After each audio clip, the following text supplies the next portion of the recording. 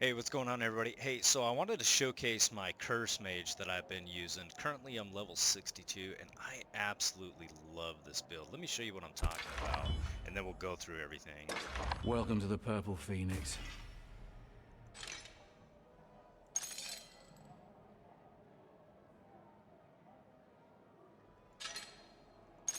Go some of this, sure, some of this. Sure.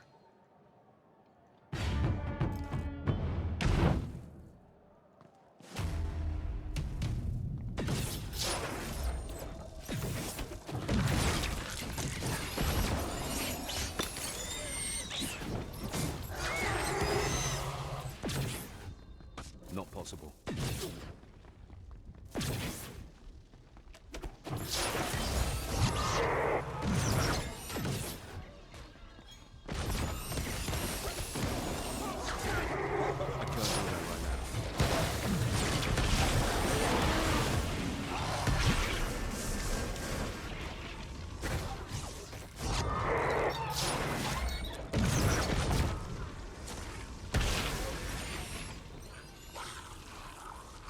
It's not letting me go in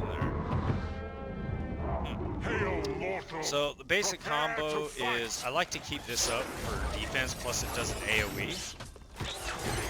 Same thing with this. This is all AoE.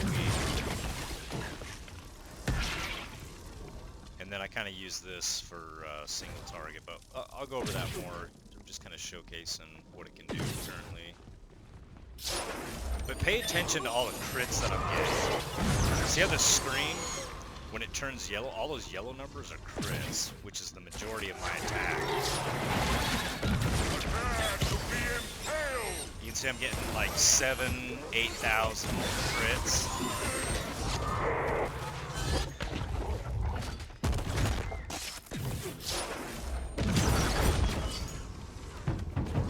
Like I had 500,000 hit points, just instantly melted him.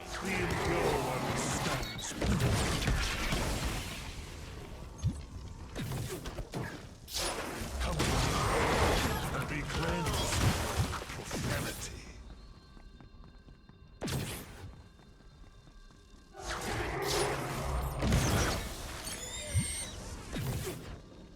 Lap all that.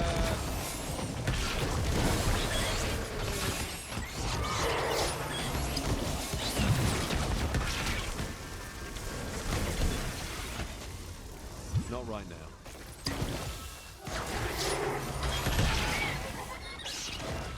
Pretty much run through enemies. I pretty much try to keep this up at all times. And I'll kind of go over my build, but my build recharges my willpower insanely fast. Plus I'm using tons of cooldown reduction and cooldown cost, which allows me to keep this up all the time. I pretty much just run through enemies.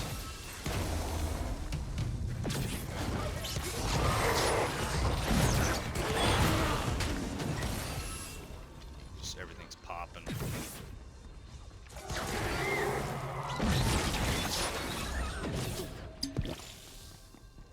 Every once in a while, I'll pop a willpower potion. I'm trying to stay above 75%, which will go over in the skill tree.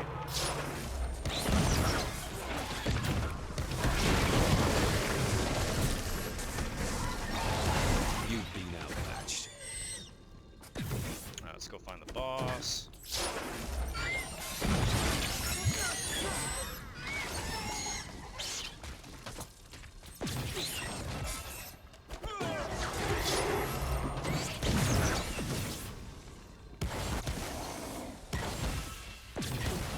Makes running through these dungeons super fast.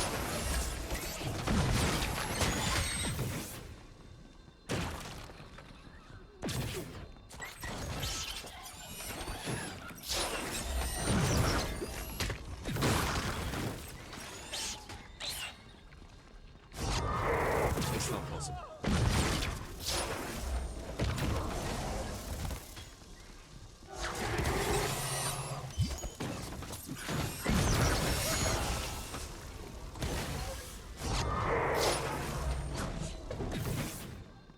It's not possible.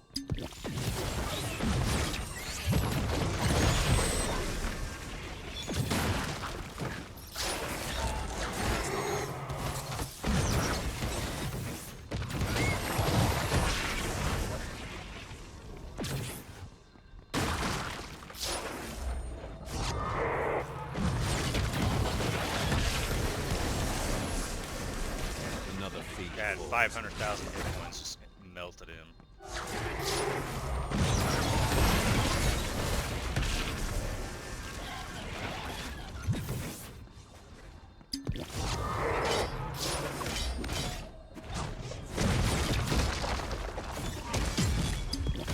Take that.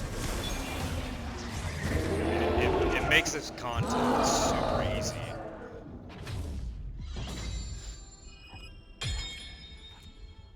I mean, he did the whole thing in 5 minutes.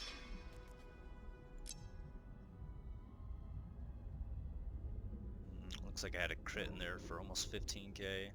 I think I'm pretty much getting like 8,000 dots as far as that goes. So let me show you all the stuff that we got going here. So here, let me zoom out as much as I can. You can take a screenshot if you want. But this is basically the overall build, what it looks like, but we'll dive into it a little further. So when you start out, you want to, of course, come down through the soldier tree. That's pretty much the base of any build. And we're going for, as I mentioned, cost reduction and cooldown reduction on all of our skills. So we come over here, and this whole build, let me start by saying this. So this whole build is revolved around using ailments, specifically curse, to debuff the enemy, and then we're stacking heavy into crit damage. So as I mentioned earlier, like all of our dots are doing crits. So we're debuffing the enemies, which means that they take more damage, and then we're critting them with our spells, because crits scale very nicely from my experience in this game. I'll be honest, I don't really understand all the math involved. I've kind of just played with all these spells and all these skills just to kind of get a feel rather than the actual mathematical formulas behind them. Maybe somebody out there will eventually figure it out and we can fine-tune our builds a little bit more, but for now this works really well. Okay, so I mentioned we come down here, we get the wild card, which gives us 60% crit hit chance, because again we're going to be doing crits. And then we're coming over here, so this is a core function of the build, as I mentioned. So what we're trying to do is we're trying to inflict as many ailments as we can. So by default, your spells will only inflict one. So this talent right here will actually allow you to have a second one. So this allows us to stack, for instance, stasis and curse versus just one. So that's really nice to have. And then this is just going to allow us to stack the elements faster. And because we're doing basically our whole build is revolved around doing area of effect, that negative 30% damage really doesn't affect our build. So we're getting 10 stacks along the way right there. And then we're allowing us to add 10 additional stacks, and then inflicting a little bit faster. Same thing with this. Or I'm sorry, if you really need to inflict them faster, I think it's fast enough. I don't think I'd need this. I think you can basically use these 3 points, or you can do this. But because we're going area of effect, I choose to go this route. So more spell damage, and then when you are adding the elements, every time that enemy dies, you're gonna get 5% extra damage for each element stack. So as I mentioned, we're getting 30 stacks, but we're also applying an additional element. So basically on an enemy, you can get up to 60 element stacks on one enemy. That means if you had, once that enemy dies, if you times that 5%, that's an extra 300% damage multiplier. So you'd pretty much have to get that on a boss, right? Because everything else just dies too fast. But let's say you kill one of those bosses, you're going to be getting like a 300% damage boost. And I don't know exactly for how long that is. It's probably only a couple of seconds, but yeah, it's a nice damage increase. Okay, so, and again, probably when you're starting out, you want to grab some of these. So again, more cooldown reduction, more damage, and because we're using the curse stack, we want Oculus status chance. So this is going to give us more chance to apply curse stack, so that's pretty important. And again, 60% right there. That's super, super important. More cooldown right here, and then I would probably want you to grab all this. So grab all this inner stuff, and then grab this, and then work your way over here. So this is going to give us crits right here. Crit chance, crit chance, crit chance, and crit damage. That's super important. A little bit of move speed. This basically just gets us over to this part of the tree. So more ailment chance, as I mentioned, that's always good, and ocular damage.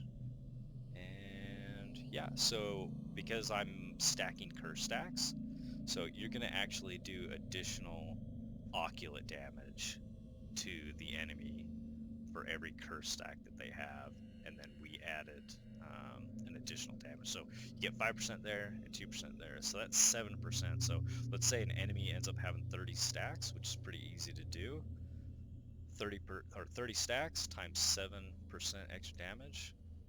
What's that? 210%. So very, very nice to do that. And then once you grab all that, then I would work on this part last. So you come over here. Oh, excuse me, I already mentioned the cooldown. Come up through here. A little bit of survivability. And we're getting, again, reduction. We're doing damage. We're doing damage. More damage. And the spells having, when you're above 75%, so the way I've made my build is, again, as I mentioned, lots and lots of reduction. And you'll see in my build, even my actual gear has a lot of reduction. So I'm pretty much staying above that 75% threshold all the time, which is, again, allowing my spells to crit a lot easier. So, because I'm getting an additional 100%, so that's really, really nice. More reduction. Coming over here, more reduction. This brings us through here. Okay, a little bit of dodge. Yeah, it's not that important. Ether damage adds a little bit. This spell is so nice. So I've already mentioned the whole cursing, but my other ailment that I'm applying is stasis. So when I inflict stasis stacks, they take 100% of that hit damage again after 1.5 seconds. So they're basically taking double damage from that. And it's actually not 100%, it's 120 because I took that talent, so that's super, super nice.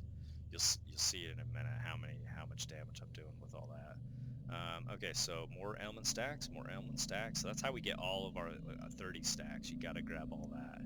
And then this one's just for a little bit more survivability. Honestly, I don't need this yet, but it was better, I think, than taking this force shield or coming up through here and getting a little bit of dodge. Dodge is nice, don't get me wrong, but I think this will be a little bit better for some of the little bit higher level stuff, which I haven't unlocked yet, but yeah, it's pretty good. So anyway, that's the passive skill tree. Let me go over the character sheet. So I have currently been putting everything into ferocity so that, again, my spells crit. I want to guarantee that pretty much every dot, every skill is critting. Later on, I have a sneaking suspicion that I'll probably have to start putting more points in toughness, and maybe even some in wisdom, just to guarantee those stacks a little bit faster. But I think there's something, if I'm not mistaken, that the spell, you have to take another talent in the tree if you want your ailments to actually crit. I'm not 100% on that, so I haven't bothered with wisdom for now. Just for now, to make it simple, I've just been stacking everything in ferocity. Okay, let's cover the skills. So you already kind of saw the gameplay footage, but again, it's all based off of area of effect. So we're dropping anomaly when we need to. We're pretty much keeping the plague burst and the bulwark of dawn up at all times, and then we're just using anomaly where we need to, like on things, big huge packs of mobs, or bosses, obviously, like things that have a lot of hit points. We drop the anomaly on top of them, and if we need to finish them off, we'll do the annihilation. But okay, so into it. So anomaly. So these are the skills that I'm taking. Of course, we want to make the area of effect even bigger. We want to make it longer. We want to have, again, a increased chance to inflict those elements on top of them. So we get 40% right there, which is really nice. And we want to pull them in multiple times, so they're just taking tons and tons of damage. So they're staying inside that vortex a long time. They're unable to get out of it because they just keep getting sucked back in. It's really, really nice. And then because my build is revolved around spells also doing crit damage, we want crit chance as well. So you can see right now we have a 59% chance of critting on this spell, which is really, really great. And then this is super nice, allowing to cast 2 vortexes. So the way this works is right now I have a cooldown of 7 seconds. So when I cast it, as long as you cast the second one in the top 50% before it goes on cooldown, then you're allowed to cast a second one. So what do I mean by that? So if I cast one of these vortexes, then I have 3.5 seconds to cast a second one. Otherwise, it's just you just have to wait for the cooldown to come back up, which 7 seconds is pretty quick. I pretty much have it whenever I need. And because we're stacking crits, we want more crit damage, so that's why we have that. So as I mentioned, we're doing stasis and curse damage. So that's super, super nice. So we've got 24% chance that every dot is going to apply it. So those stacks add up super fast. When I drop a vortex on an enemy, they're immediately reaching those 30 stacks of stasis and curse, which is really, really nice. And how you guarantee this? Well, I'll cover that in a minute. Plague bursts. So these are the skills or the modifiers that I'm using. Area of effect, element damage, element chance, damage, poisonous cloud, the explosion damage for each element stack a monster has, critical chance, and critical damage. Really, really nice stuff there. Bulwark of Dawn. This is actually a really nice area of effect, plus it actually does healing. It actually does a ton of damage. I pretty much just run through the mobs and just let this do a lot of work. So it lasts longer, area of effect does more damage, chance to inflict ailments on the enemies, reduce willpower cost, duration, and healing effect. So you can see right now it has a cooldown of 8.8 seconds, but the duration is 10 seconds, so I can have this constantly up. Ether jump, so this is nice. So there's 2 ways to do it. I actually prefer running this method, which is running basically range, cooldowns, and then giving yourself the ability to remove CC effects so you don't get stun locked in one shot. And then increase your movement speed after completing a teleport. So the other way to do it is to use this, but the problem with this is if you're casting it over and over and over, your willpower just immediately gets depleted. And because the way we're running our build, we want to maintain above 75% of our willpower. So in this case, we have 1,000 willpower. We want to stay above 750 as much as we can so that we can, again, guarantee those crits. So that's why we're doing that. So I find that as soon as I pop this, I get that speed boost.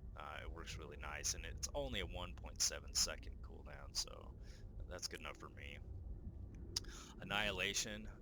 I pretty much use this on bosses. Once they're inside that vortex and they're lined up nice and neat, I just blast them with this if they really need to. So damage,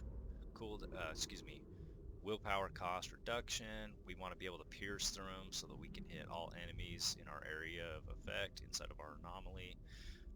Crit chance. Damage over time, that's really nice. So if you have like a really spongy enemy, I mean, we haven't really had problems obviously yet, but it still does a little bit of work. Even if you're casting it for a couple of seconds, it's going to just do more damage over time, which is nice. Willpower cost and crit hit damage. So those are that.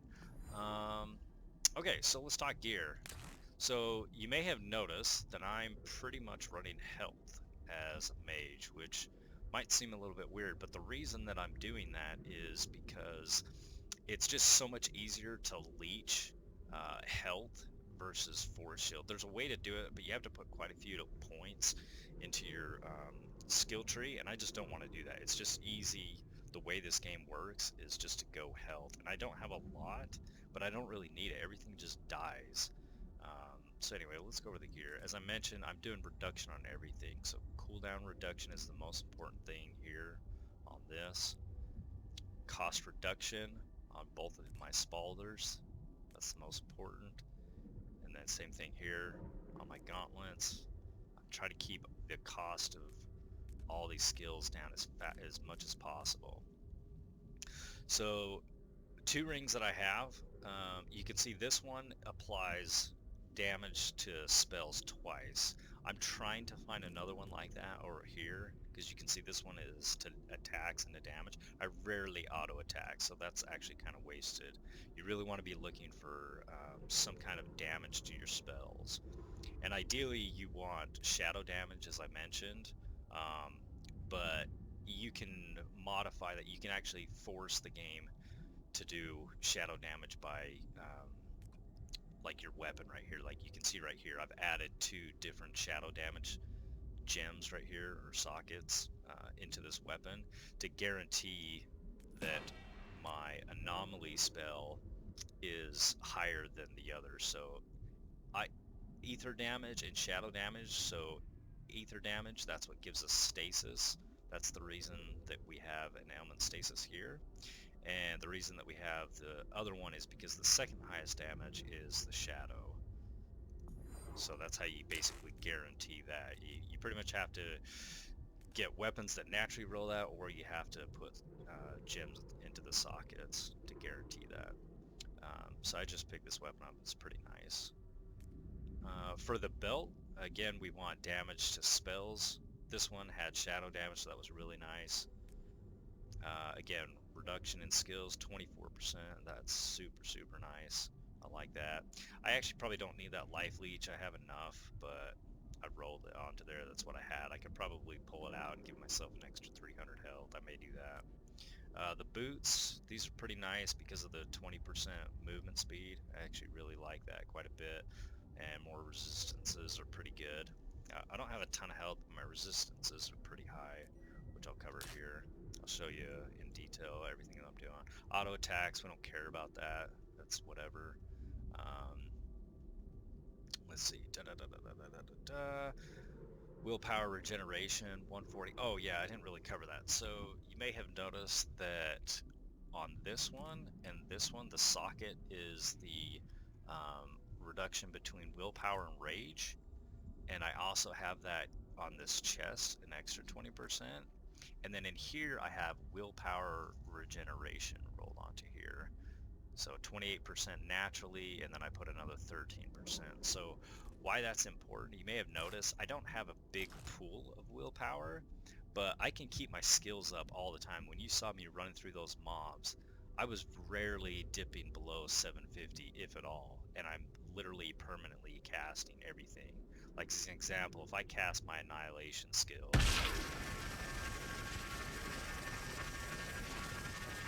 you can see it's pretty much holding at about 925 for the most part. I mean, it's barely dipping below that. I can just permanently cast all these. See, like I did a full rotation right there, and I didn't dip below 750. So it's super, super nice to be able to do that, just to constantly keep everything nice and high and regens my willpower super, super fast. If you find yourself having trouble with that, there are some passive skills that give you like 100, 150 extra willpower at a chunk, which is pretty nice. So anyway, that's the build. This thing's only going to get better over time, so let me know what you guys think of the build, if there's something else that I maybe overlooked in the skill tree or some other thing that I can help make this build even better. Thanks.